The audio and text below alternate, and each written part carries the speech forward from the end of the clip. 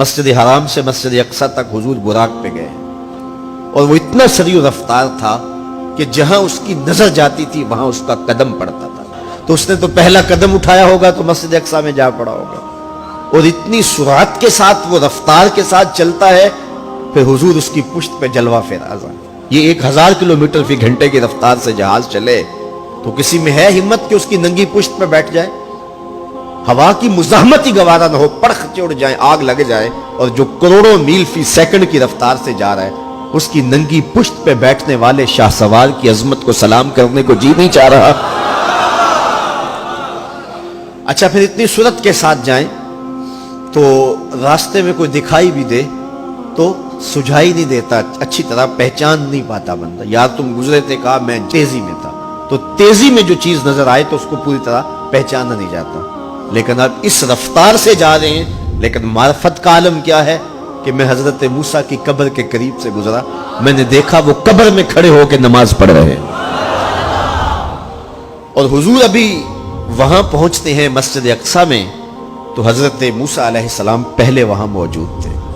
یا تو یہ ماننا پڑے گا کہ یہاں بھی موجود تھے وہاں بھی موجود تھے، اور یا پھر یہ ماننا پڑے گا کہ وہ پہلے چلے گئے. اور اگر پہلے چلے گئے تو پھر کیا وہ میرے حضور سے پہلے چلے گئے؟ تو جواب آیا کہ نہیں، حضور علیہ السلام تو اپنی رفتار سے جا ہی نہیں رہے تھے.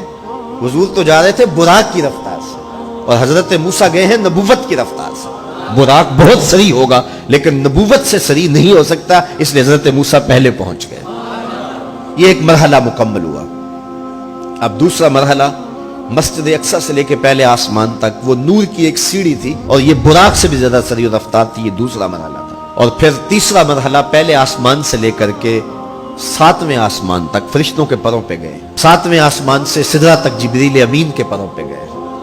یہ چوتھا مرحلہ تھا اور ہر مرحلہ پہلے مرحلے سے سریع تھا.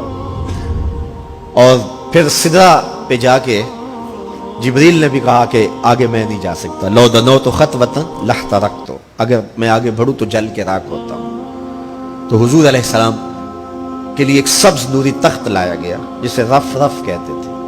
اس پہ حضور تشریف فرما ہوئے.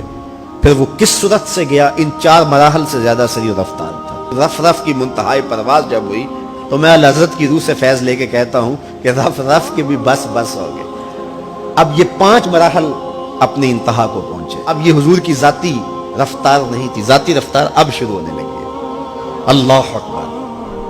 پھر آواز آئی ادنو منی یا احمد، پیارے رک کیوں گئے ہو، آگے آؤ. اللہ اکبر. اور حضور پھر اعلیٰ حضرت فرماتے ہیں کہ ڈرتے جھجکتے آگے بڑھے. کیوں؟ جلال و ہیبت کا سامنا تھا، جمال و رحمت ابھارتے تھے.